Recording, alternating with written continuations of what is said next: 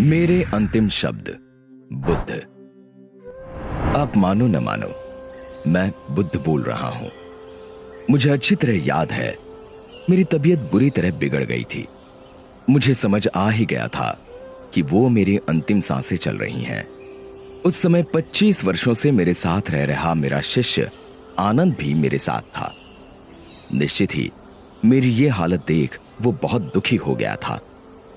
इधर उसका ये हाल देख मैं आश्चर्यचकित था कि यदि उसे सिर्फ मेरी संभावित मृत्यु से इस कदर दुख पकड़ रहा है, तो फिर उसने जीवन भर मुझसे सीखा क्या? मेरे साथ 25 वर्ष रहने वाले शिष्य तक का यदि दुख से छुटकारा नहीं हुआ है, तो फिर बाकियों ने मुझसे क्या ग्रहण किया होगा? और मजा ये कि अभी मैं इस आश्चर्य से बाहर आया भी नहीं था कि आनंद ने मुझे दूसरे आश्चर्य में डाल दिया। उसने मुझसे पूछा, मुझे ऐसा सत्य दीजिए कि मेरा हमेशा के लिए उद्धार हो जाए।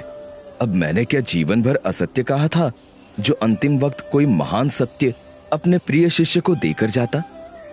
और फिर मैं किसी को सत्य देने वाला कौन? मैं तो सिर्फ राह दिखा सकता हूं। बाकी तो सही मार्ग पर चलकर सत्य मनुष्य को स्वयं पाना होता है। किसी मनुष्य के पास किसी को कुछ देने की या किसी से कुछ छीनने की क्षमता ही कहां होती है।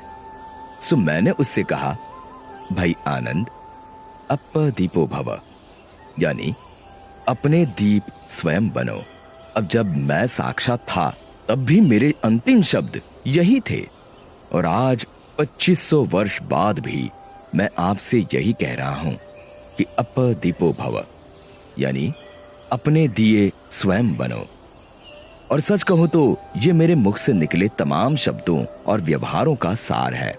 मैं दावे से कहता हूं कि यदि आप इसे गांठ बांध लेंगे तो आपका तत्क्षण उद्धार हो जाएगा।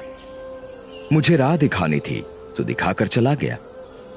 अब उस राह पर चलकर अपना सत्य आपको पाना है। इसमें मैं कुछ और नहीं कर सकता।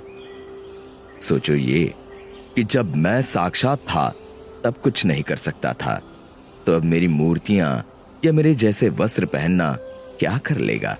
सो इन सब नौटंकियों से छूटो और स्वयं को भ्रम में डालने से बचो। सीधे सीधे मेरे बताए मार्ग पर चलकर अपने जीवन का सत्य खोजने में लग जाओ। विश्वास जानो कि अपने द्वारा अपना उद्धार करने के अलावा तुम्हारे पास अन्य कोई मार्ग नहीं। आपको अपना दीप बनकर अपने को रोशन स्वयं ही करना पड़ेगा।